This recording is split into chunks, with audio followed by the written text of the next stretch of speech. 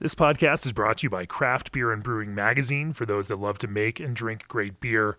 Learn more online or subscribe at beerandbrewing.com or find us on social media at Craft Beer Brew. If you love brewing as much as we do and are inspired by the work of leading commercial brewers like Mitch Steele of New Realm, Tommy Arthur of Lost Abbey, Matt Brindleson of Firestone Walker, Jeff Stuffings and Avery Swanson of Jester King, Jason Perkins of Allagash, and more, then put one of our 2018 Brewers Retreat events on your calendar. These luxury brewing events at gorgeous resort locations around the country pair great brewers, great food, and intimate camaraderie for a truly unique and unforgettable experience. Learn more at brewersretreat.com. And if you're interested in reaching the thousands of listeners who tune into every episode of the Craft Beer and Brewing podcast, we'd love to welcome you as a sponsor. For more information, drop an email to info@beerandbrewing.com, and our media sales team will craft a plan that works for you.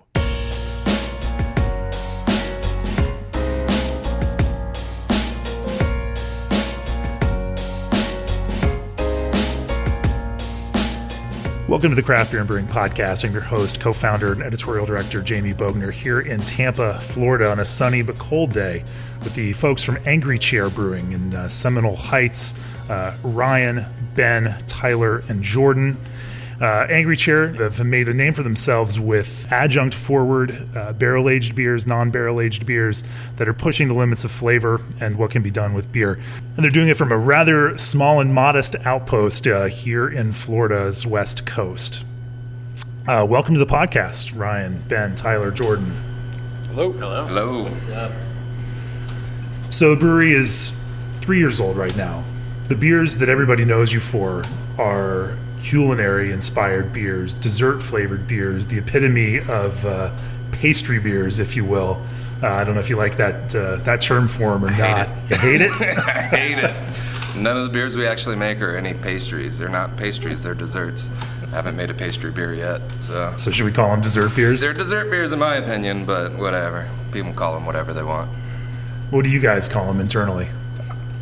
Stout. Imperial sweet stout? Yeah, stout without junks. I mean, yeah, but dessert beer to me is what I've always called them. So I was reading some press about you from the early days and the stories, and they talked about how you had a distribution deal with Brown and how you were going to focus on sessionable, drinkable beers.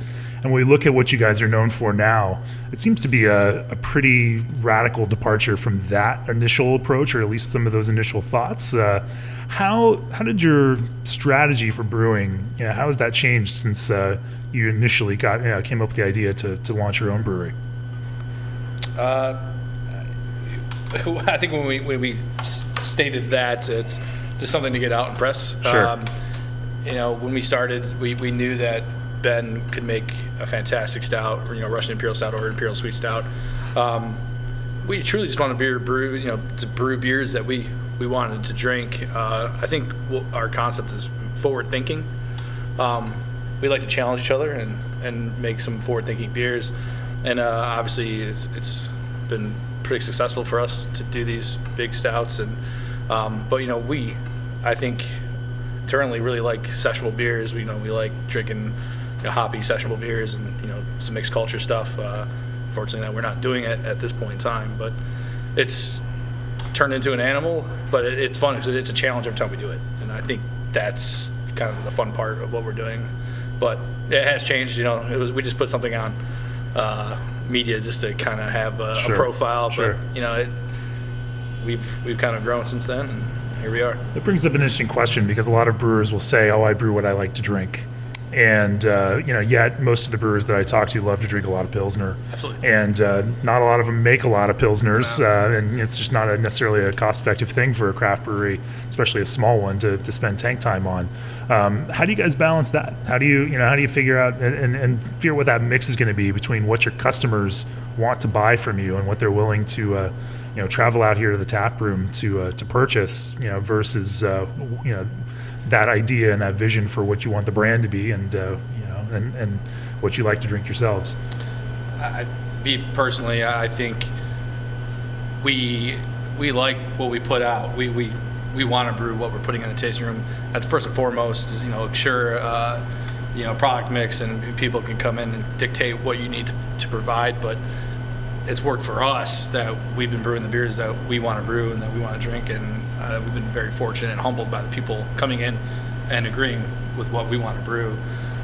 Sure, there's some beers that we probably hate to brew, but there's not any beers that we don't personally agree with that we're going to put out in their tasting room just to fill a void. Sure. So I would never imply that you'd brew something that you weren't happy with or release that. That's but there are always those it's a business, brewing. It's not a hobby. If it was a hobby, you'd be home brewing, but it's a business. You have customers and they have expectations for, for what they want to buy from you. And, that has to be some sort of challenge to balance, the stuff you don't necessarily want to brew as much versus what your customers want to buy from you a lot. Correct.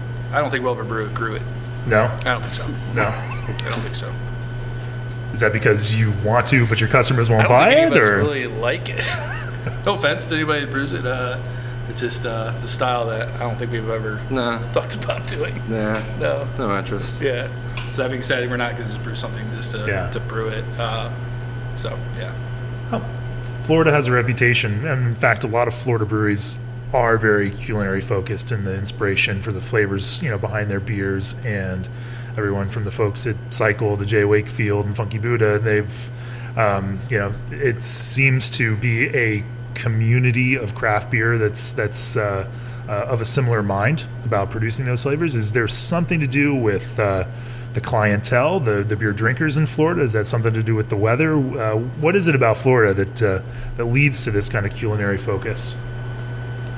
To be honest with you, I think it's just the brewers themselves. Wayne over at Cigar City, he's kind of the person that got me into brewing these types of beers, and he's just big foodie, and that's what he always how can I get food into a beer? And that's how I started wanting to do it, and then just trying to think of different types of desserts to be able to bring into a beer. That's a good point. You all got your start at Cigar City? A lot of people got their start at Cigar City. It was kind of like the place where everybody went and kind of learned everything. Wakefield was there. Chris over at Green Bench started there. Jordan, Tyler, me. There's a lot of brewers that came out of there. Target Cycle, Seven Sun. We all kind of were hanging out together at the same time. So maybe that's what it was. Just everybody was hanging out, having the same kind of ideas. So. Yeah, I think Hunapu paved the way for a lot of that too.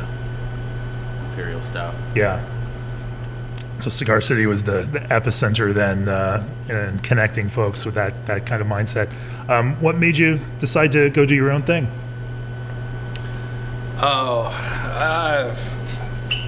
I've been in this industry for over 10 years. It's something I'm passionate about. It just made sense to do something ourselves, dictate what we want to do as to somebody dictating it for us. And it just, there's a lot of talent behind us, I truly think, and for us to be, under somebody's thumb and not be able to create is an atrocity. So that's really what it is, given a platform for us to be creative. And if we were successful, great. If not, we tried. So you got tired of brewing batches of High Life over and over and over and over and over again? Fortunately, I never brewed High Life, but these guys have.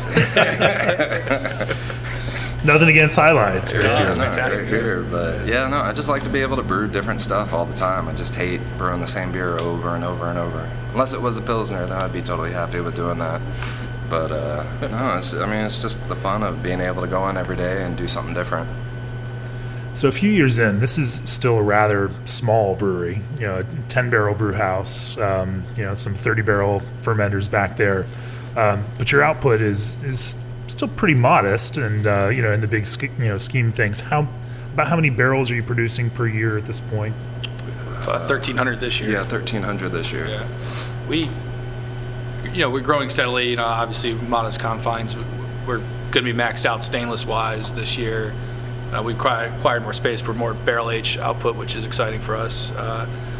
But yeah, I think we've maximized what we can get out of this tiny little footprint, and it's we're not going to ever go so fast that we can't keep up and let the machine dictate what we're going to do. I'd rather us dictate what the machine's going to do. Sure. So that's kind of our model, and it's worked so far. And there's some interesting decisions to be made going forward. Okay. I'd push you on that. What does that future look like? We've been very fortunate, we're very humbled by the support we have, and to have less liquid than demand is fantastic.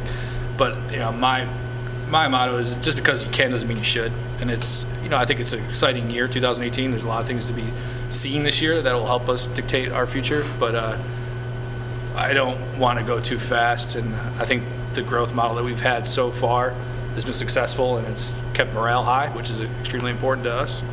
So we'll see what happens. This is a imperative year for us. A lot of brewers are measuring that growth. Obviously, craft beer as a whole has now slowed down from 15 to 18% growth to somewhere in the 2 to 4 range, and especially on the larger side, everyone is circling up the wagons and trying to be very careful, especially when it comes to capital spending, given what that looks like. Have you all been able to grow without taking on significant amounts of debt? How much? I mean that's for most folks like Corey King at Side Project, they've not taken on any debt to build their stuff. They've built everything out of cash, and lets them kind of decide their future and take that under control. I mean, how much of that weighs into your decision making and that kind of risk taking? A lot. It's cash flow is the name of the game for us, and we've been very fortunate not to take on any debt.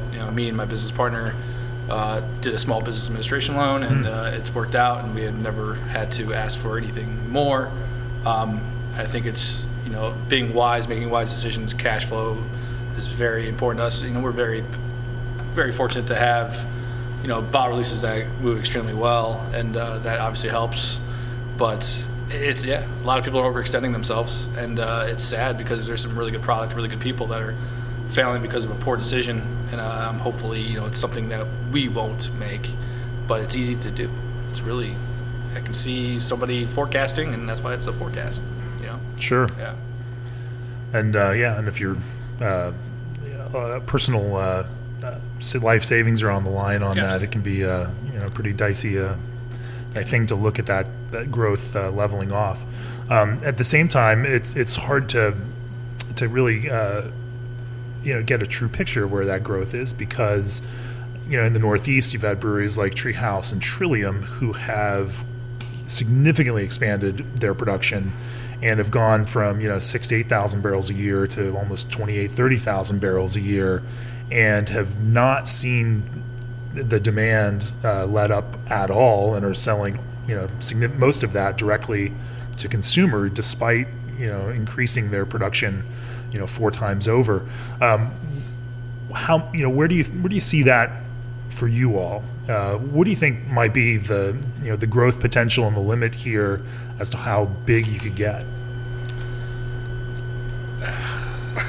How big we can get? I think I have a max that I would like to get to. I personally never want to go over 20,000 barrels a year, ever, because then it just becomes too much to manage. I think you lose all the fun out of what we get to do day to day, and it becomes more of a business, which to me isn't fun. I want to be able to go in, have fun, come up with new ideas, change things up.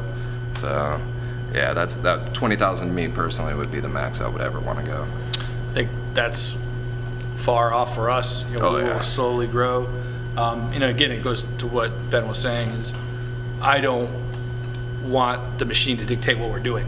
I'd rather us dictate it. So if we have that kind of demand for us, for people to come and consume here and take away from here, that's a far smarter business model than counting on distribution.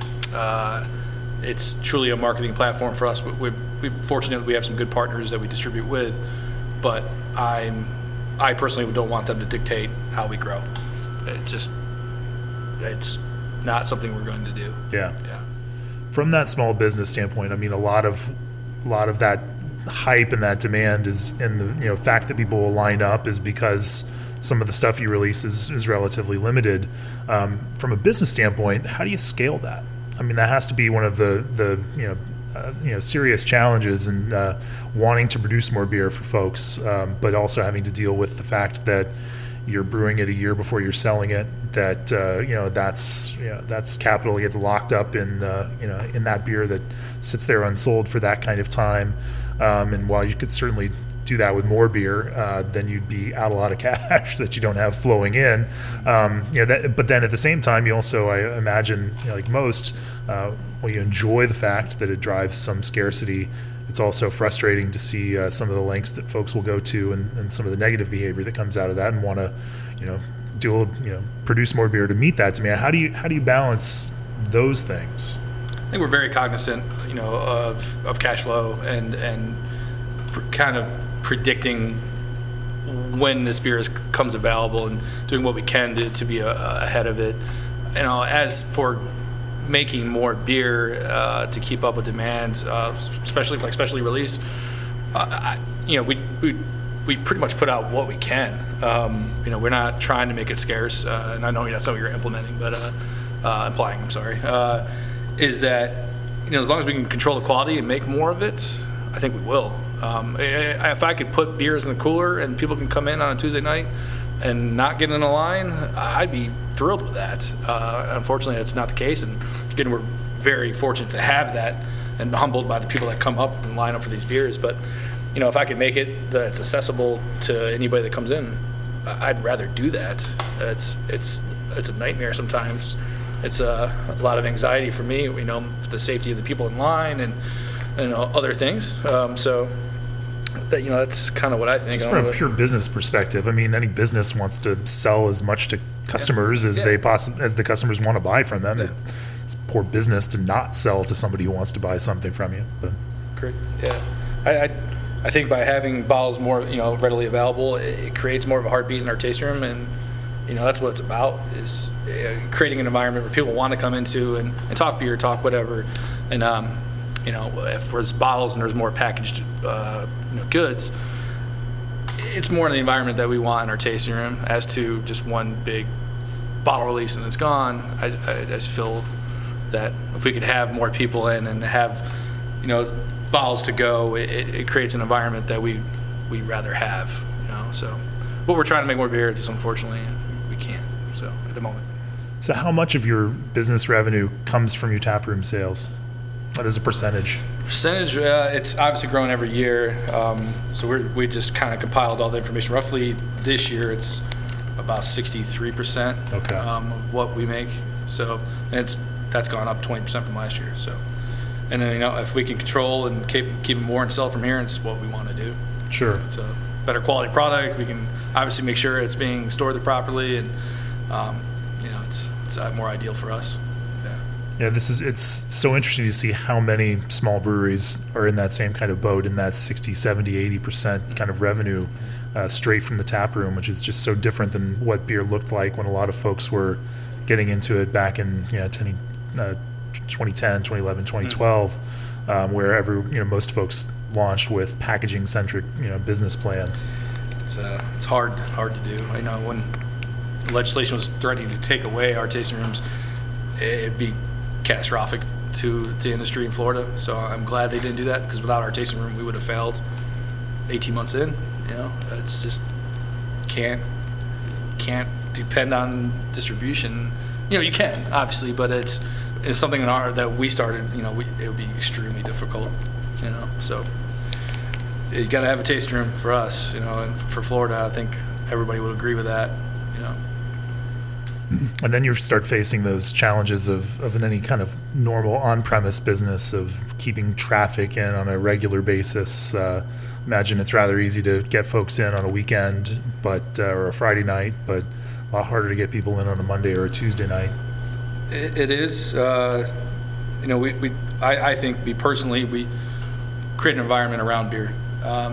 We're very adamant about not having Jenga and trivia and yoga, and it's fine. I get it. It's not us, and it's worked. We're not going to change anything to draw more of a crowd. We just want to be us, create an environment around beer, and have some good friends come in and converse, and that's what it's about. So we don't go out of the way to do a movie night or anything like that. And to be honest with you, some of the stuff we just can't do in our tasting room is so small. So yeah. So your location here is pretty shitty for parking. Yep. I drove around for at least 10 minutes to find a parking spot. Is most of your clientele local? Are they walking and riding over? Or are they coming in from Tampa or St. Pete? Or are they beer tourists that are just running through the West Coast? It's a good mix. We definitely have a very good, strong following from the community. This is why Seminole Heights was imperative for us to open up in. It's just we wanted to have a brewery that's as much a part of the community as the community is a part of the brewery. And so we, during the weekdays, we definitely have a lot more locals, and then weekends you get, the more beer savvy guys, and then obviously the out of towners. So it's a good mix. But yeah, during the week you get more local. A lot of people riding bikes, a lot of people walking. Yeah. But yeah, it's definitely a trick to find parking. Starting next week, we have a little bit more parking, so that'll add about 10 more spots, and then hopefully alleviate some of the stress. But definitely a pain in the ass. Seminole Heights is tough to get parking. Yeah. Why this neighborhood then? I think it's just we wanted to be in a community that felt as much a part of the brewery as we felt a part of the community. They're very interactive. We want them to come in and say, hey, you should do this Hellas with horseradish and leeks, and think that's a fucking horrible idea. But I feel like, for them to get in and feel like they're a part of it is what we want. We can learn something from them as much as hopefully they can learn something from us. And it's definitely the right neighborhood for that. It's very, again, forward thinking. It's very up and coming. I hate saying that, but every day there's something new coming, and it's a very, very cool place. I love it. It's home. I'm very fortunate to have a business here, and it's very receptive of us, and I couldn't be happier. Tampa as a whole seems to have, and Tampa, St. Pete, that's west coast of Florida, seems to be driving the bus when it comes to the Florida craft beer, movement.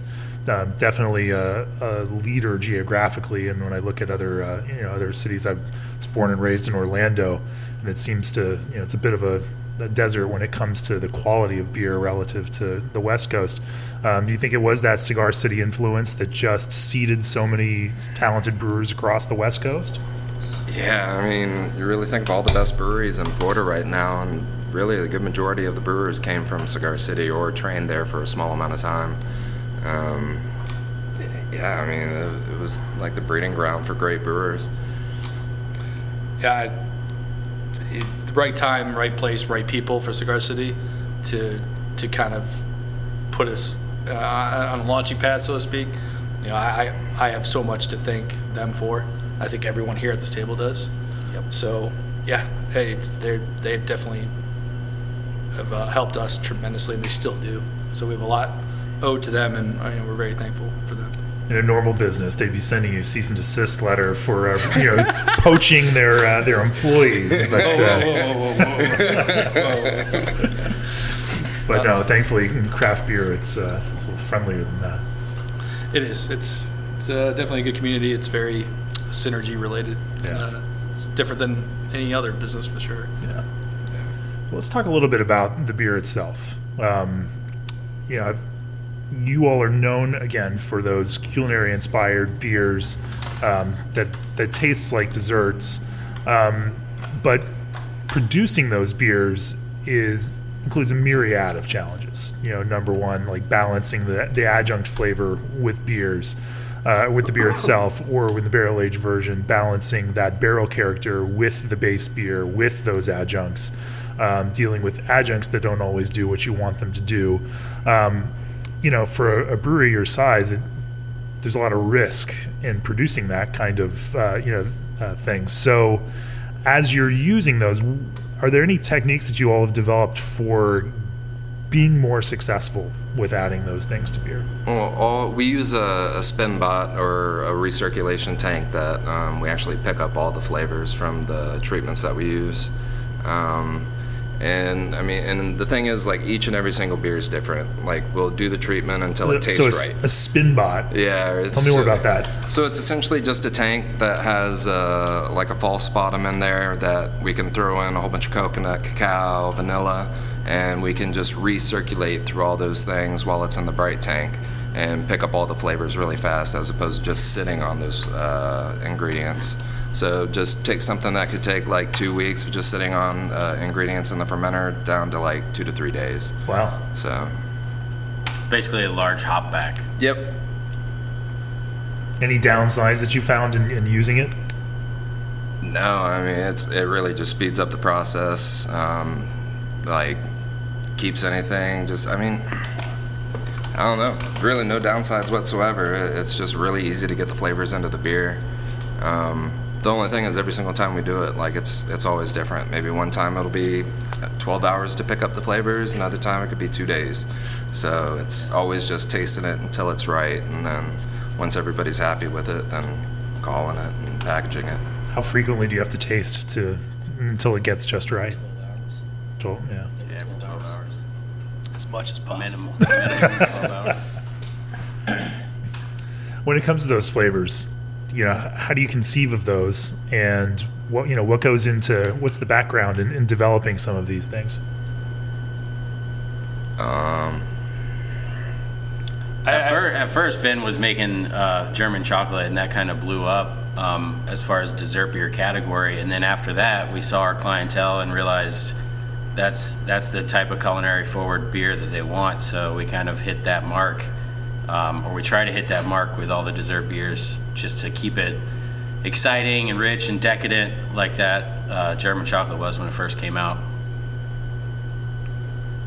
Are there, so who does everybody in the brew house come in with inspiration for the next dessert? Yeah, no, like I'm all down for everybody putting in. It's a team effort and coming up with the flavors. Whenever we come up with a new beer, I mean, we all have input into it. I don't like it being just one person deciding what's going to happen. It's all a team effort, so that's real big for me. How do you prepare these? That becomes there are as many different ways to use adjuncts or use extracts or use purees or any myriad of ingredients. How do you decide on the mix of those, and what are some of your preferred methods around that? Deciding on the mix, I mean, it just really is all from just experience. Just like knowing 10 barrels is usually going to take about 150 pounds of coconut to get coconut flavor into it. So trial and error. So you're using shaved coconut or toasted coconut? Yeah, toasted coconut is Okay. what we use for most of our beers. Are you buying it pre-toasted aseptic? Do you doing it yourself? or? No, we buy toasted coconut from an online supplier. Okay. But I mean, it's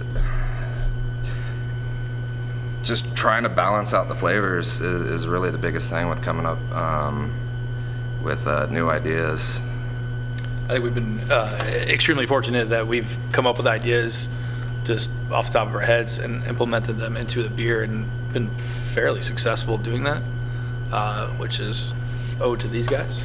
Sure. So it's been pretty cool. I think we have a very good nucleus here, and they all bounce off each other and really come up with good ideas. And and I think it's fairly, it's fair. It's Sure. no, a little less this, and then it's worked out, and I'm very fortunate to have these guys. I like to consider a lot of the beers we make concept beers, and conceptually sometimes they'll work and sometimes they don't. Like Ryan said, lucky for us, a lot of times they do, but occasionally there's a couple that, hey, we tried these couple adjuncts, it's not really working, it's not balanced the way we want, so what can we do to kind of change that culinary inspiration and get more out of what we already have in it, and then add something that can complement it or contrast it to change the beer. And the treatment tank or the spin bot gives us that ability. We can spin a beer on coconut for 2 days, and if it's not there, if it needs more perceived sweetness, we can take it off, put it on vanilla, put it on cacao, whatever we want. Because you're small, there's less focus from your customers necessarily on consistency, and I guess they prize that creativity, and so if it needs to become something else, you can just make it something else. Yeah, we try not to make any promises to the customers as far as our bottle releases. If we don't like the way the beer turns out, like I said, we'll change it and maybe call an audible. We're not going to tell people we're putting German chocolate out 6 months ahead, Yeah. because it might not work out. Well, it's certainly something, a benefit of being small and nimble on that.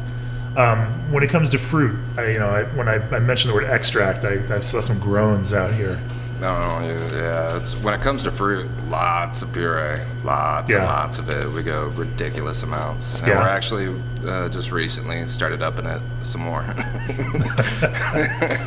Yeah, we find the threshold level for all these flavors, any adjunct beer, it's continually getting higher, not just because of what we're doing, but every brewery that's making these style beers is pushing it to the limit. So the threshold has to get higher. How much, when you're marketing a beer, and not that you have to go sell it that hard, but do these adjunct levels really matter? I've found it interesting and entertaining that brewers are now listing the number of pounds per barrel of fruit. Oh, really? And it seems to me that like now we're starting down the same old road of this is 1,000 IBUs and the and there's always been that element to craft beer. When I started drinking craft beer in the mid '90s when I turned 21.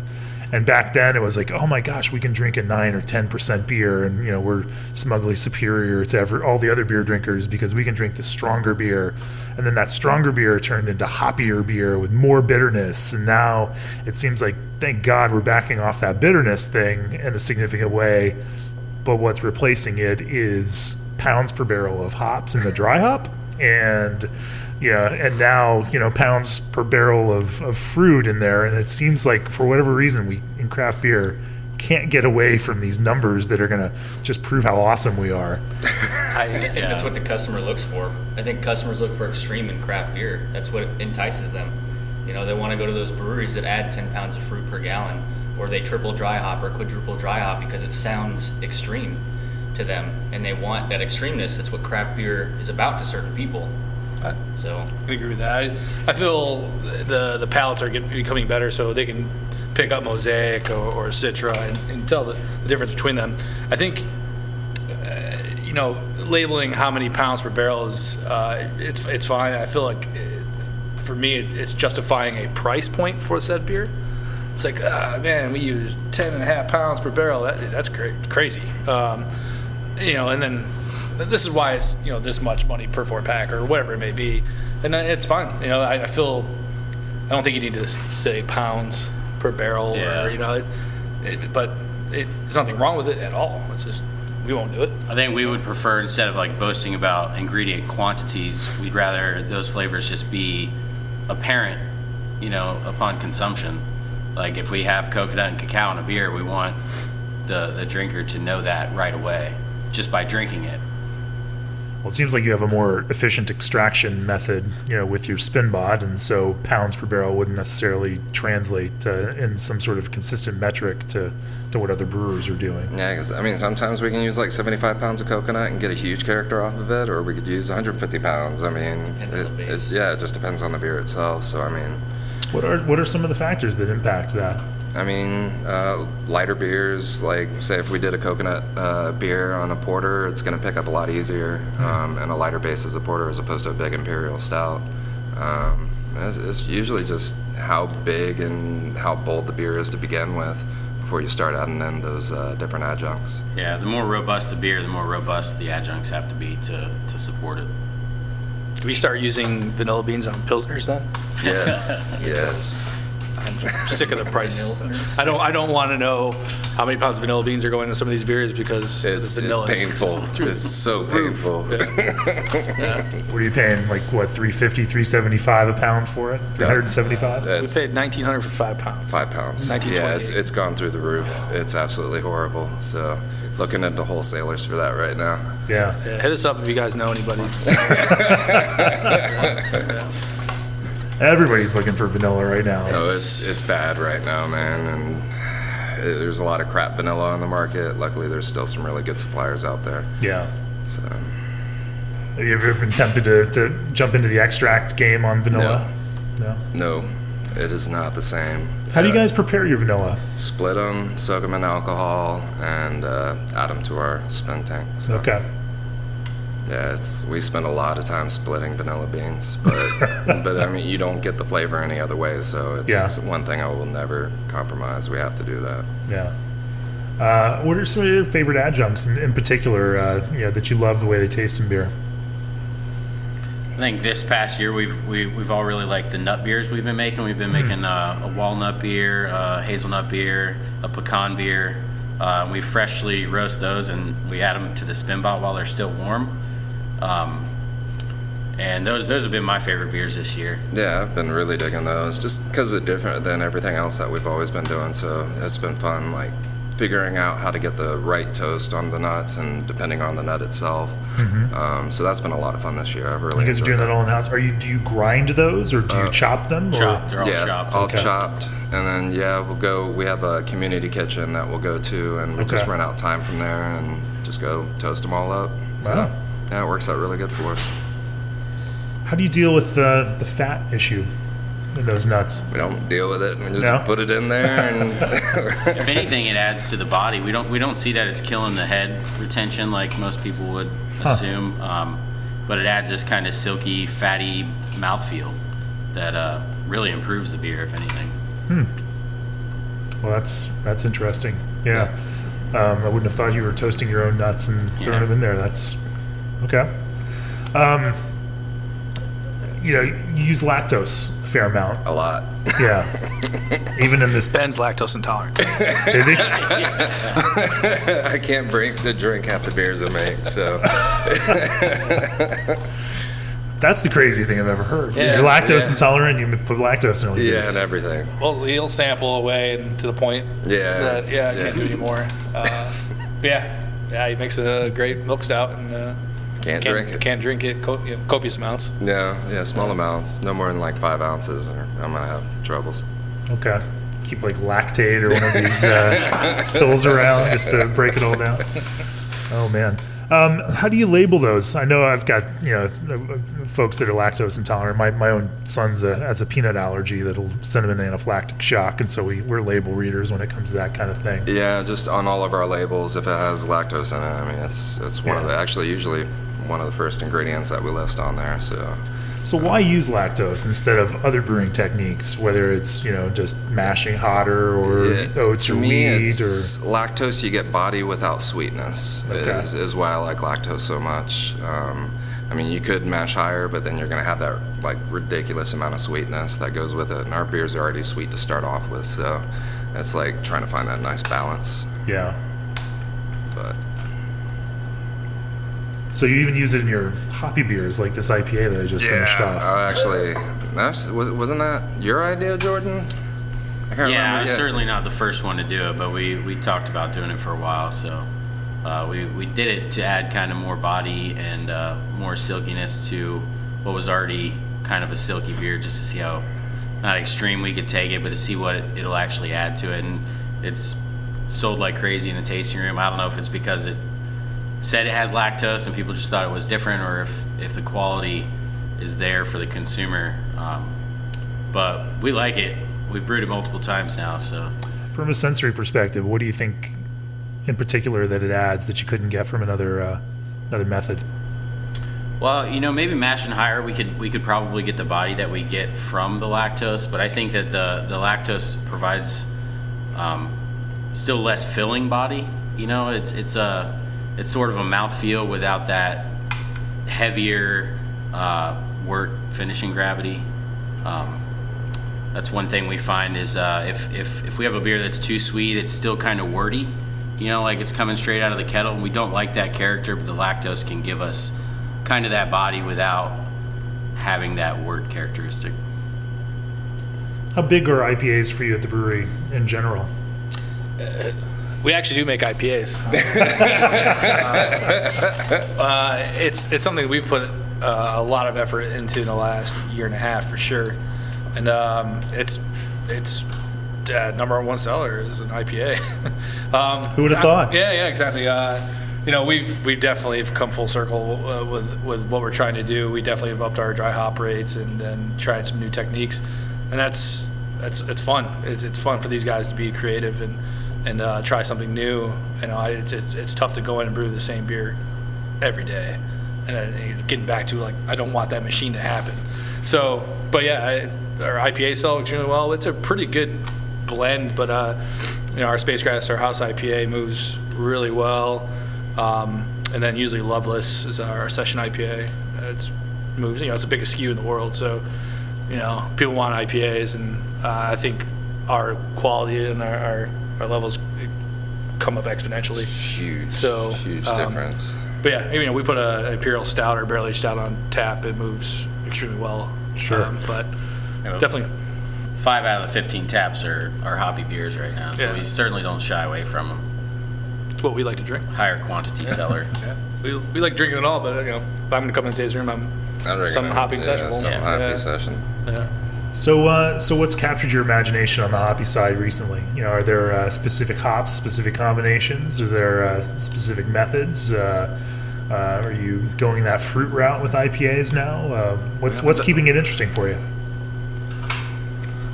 I've been really impressed with Idaho 7. Yeah, it's a really nice hop. One year last year we brought it in and we really enjoyed what it offered.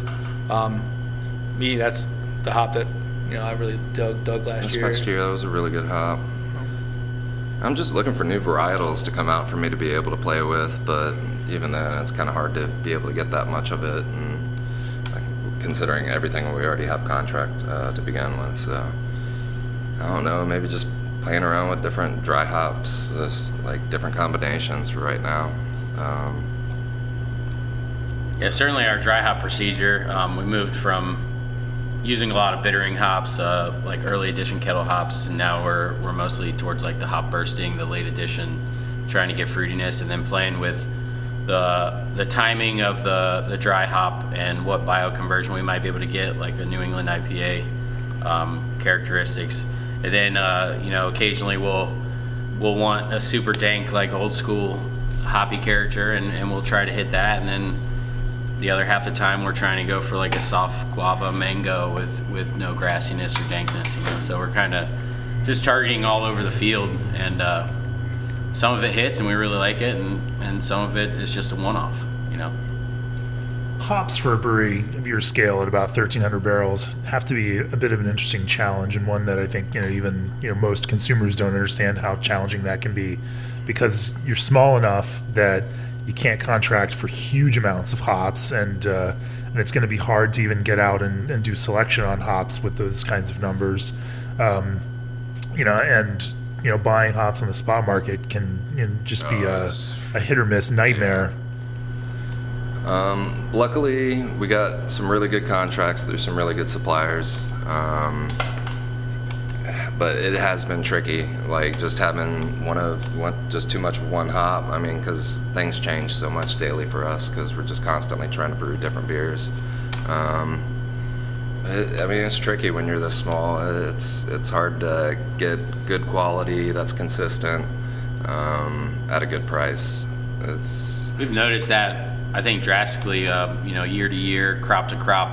We've noticed these changes, and we've stopped making some brands because the hops aren't up to quality. So we'll switch it to a new IPA or whatever it might be. You mean from a consistency standpoint? They're not from the a same. consistency standpoint, if Mosaic's very distinct, and a couple crops we've had, it just wasn't quite there. So for a while, we just made a different beer until we could get a better crop. Interesting. Are you able to just send them back to the... No, we just use it differently. Right. Blend Use it it for in bittering with and- other hops and yeah. stuff like that, yeah. Okay. It's been fascinating. Even the Citra crop from 2016 to 2017 was dramatically different, and 2016 from 2015 was a crazy change. We also often lose sight of the fact that beer is an agricultural product at its core, and that you can only make products that are derived from the agricultural crop. And I even heard brewers talking about how much hazier just the 2016 Citra crop was over 2015, and with no other change to the recipe at all, just made their beers cloudier. Yeah. We get that with our Galaxy. It just does not want to clear out, which whatever. But yeah, it's definitely changed the direction of certain beers, and so much that we've stopped making certain said beers because we're not happy with the crop that we have at the moment. So, Do you work with other brewers on larger buys, or do you go solo on this? we're solo right now. Definitely not against it. We're pretty well taken care of allocation wise, so we haven't Yeah. really had to up the game, so to speak, or up our quantities. But going forward, that may happen. And there's seems like there's more and more breweries dumping, trying to get rid of some of their contract. So that's come across us as well. We've been content at the moment. Yeah. So, yeah. Just have to make sure you trust them to have kept them in good shape. This is true. Yeah. Yeah.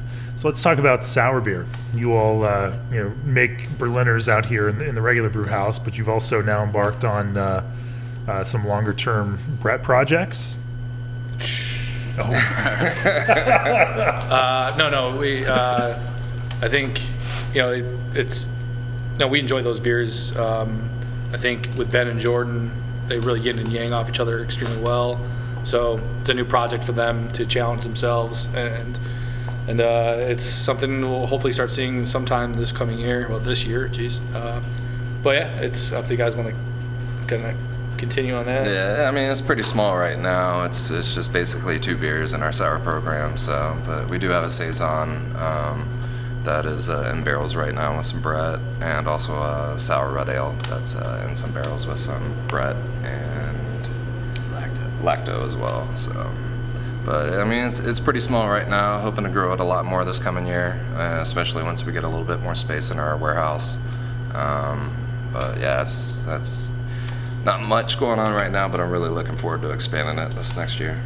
I think we all have an affinity for that mixed culture. It's such a beautiful thing. Yeah, especially farmhouse beers. Yeah. Any future plans to cool ship some beers out here? No. Not in I think it'd be Florida. a little tough in Florida. Too much For the acetobacter in 5 there. days a year. Yeah. Can't do This it. would have been perfect time actually. Yeah, right last now. night Yeah, damn, dude, that would had have some had some frost on the window this morning. Quite surprising. Yeah, I think 2013 was the last time it got this cold. So you can brew those every 4 years or so. Yeah, exactly. I mean, Perfect. that's a pricey piece of equipment to be able to make one batch a year. Sure. So your barrels sit out in a warehouse in Florida that's not controlled in terms of temperature. How much do you think that impacts some of the flavors that you get out of barrel aged beers? I think it gives us a huge advantage of just speed-wise, just like you get such a huge fluctuation of temperature throughout the day that it's really expanding and contracting those barrels to help pull out the flavors that are in them. I see it being beneficial to us, and if anything's in there that's going to spoil the beer, it's going to show up pretty quick. So I think it promotes a little more oxidation too, which I think we all kind of like. That slight fruit note that you'll get off of a barley wine or an imperial stout after it's been in there for 6 or 8 months. That changes the roast character into a more pruny or date-like quality. Oxidation is a positive thing and not an off flavor. To a limit. To a limit, yeah. Sure. Everything has its limit. There are no off flavors. They're just attributes, and some of them are positive and some of them are they negative. can be complimentary for sure. Yeah. So you've got a barley wine that's coming out of the brew house soon. yes, this big blonde barley wine going into cognac and bourbon barrels. So 11.5%er, big one. It's actually the first barley wine we brewed in a while, so stoked for that. I think, it's exciting with blonde barley wine. So it's kind of we can check it out when it's progressing in barrels and then go from there. And I think that's fun for us to say this could lend from this adjunct, or we just have a straight barley wine. But one of my favorite beers is it's barrel aged. I think English barley wines with barrel character are beautiful. So I'm really excited that we're brewing Dave. We have a buddy of ours that was an old beer tasting guy, is a barley wine freak. I think he's got something like 9,000 barley wines rated. It's nuts. Maybe not that high, but it's pretty darn high. But ridiculous. That beer is exciting, so we're gonna brew it in February. Again, it was pretty well received in our tasting room. Fairly young. It was one of our first barrel age offerings, but it's a big figgy, molassesy English style barley wine. And I still think it's the best barrel aged beer we've ever brewed. I really enjoyed it. So, Barley wine's having its moment right now. yeah, I guess somebody's very adamant about it. So yeah, I do like a English style, like barrel aged. I think it's a beautiful combination. American, not so much. No. But yeah, much. love English barley wine.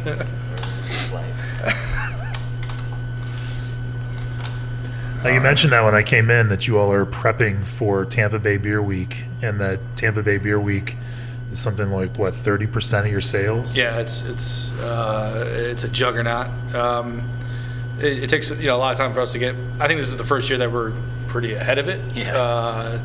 And we're looking forward to it. But I think we have a lot of cool beers coming out that week. It's kind of the showcase week for Tampa breweries. That being said, a lot of barrel aged beers and some other tricks up our sleeve. I think we're definitely getting close to doing some canning. We're excited about. We do make IPAs again, so we will definitely put some of those in cans, and then some other kettle sour stuff. So, but Tampa Bay Beer Week's juggernaut. We're looking forward to it. It's a stressful 7 days, but it's great just to see all From of a our business friends. perspective, that sounds insane It's to insane. me. It's That a insane. third of your revenue might come in 1 week during the year One in week. March. Yeah, we shut down a couple days after the week just to recoup, and but last year was surreal for us. It was our coming out, so to speak. We were busy the year prior, but last year was just we didn't see it coming, nuts. and we handled it the best we could. And I think the consensus was that we did a good job considering we were probably not staffed appropriately. But this year is gonna be fun. We're all looking forward to it. It's interesting to see how much events in the world of beer kind of drive that commerce and build businesses and support businesses. I think about it in terms of the Great American Beer Festival in Denver. The fact that event exists actually drives business strategy for breweries all over the country, with limited short-term distribution and large-scale releases. And it's kind of strange to think about that event driving that much business for individual breweries. It's a little scary to think about how much of that depends on it. Are there plans to develop future other events to help again support that business? It would seem like if you can get 2 weeks out of the year instead of one, that might be I don't think anybody that has a brewery would be against that. Yeah. Or are you all building new traditions that that support your business and brand? Chocolate Cupcake Day? Man. I don't want to plan it. I think the Tampa Bay Beer Week, council, they have a staff that handles the week, and they handle it extremely well. So I think we owe a lot to them to coordinate all the events and advocate for those events. I think there could be another week. Tampa has enough breweries, that's for sure, and Central Florida, for that fact, to come together and do something, in the future. I don't see why not. Somebody else organize it, though. So You guys have your hands full. we do. Well, all right. Well, thank you, Ryan, Ben, Tyler, and Jordan for sitting in on this episode of the Craft Beer and Brewing Podcast. Appreciate you guys taking the time this afternoon to talk with me, and going to wrap this up and drink some beer. Thanks, guys. Thanks for having us. Thank you. Word.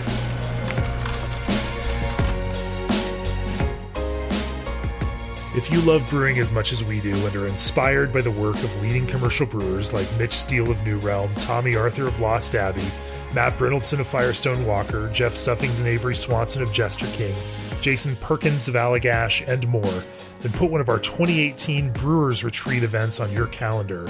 These luxury brewing events at gorgeous resort locations around the country pair great brewers, great food, and intimate camaraderie for a truly unique and unforgettable experience. Learn more at brewersretreat.com. And if you're interested in reaching the thousands of listeners who tune into every episode of the Craft Beer and Brewing Podcast, we'd love to welcome you as a sponsor. For more information, drop an email to info@beerandbrewing.com, and our media sales team will craft a plan that works for you. This podcast is brought to you by Craft Beer and Brewing Magazine for those that love to make and drink great beer.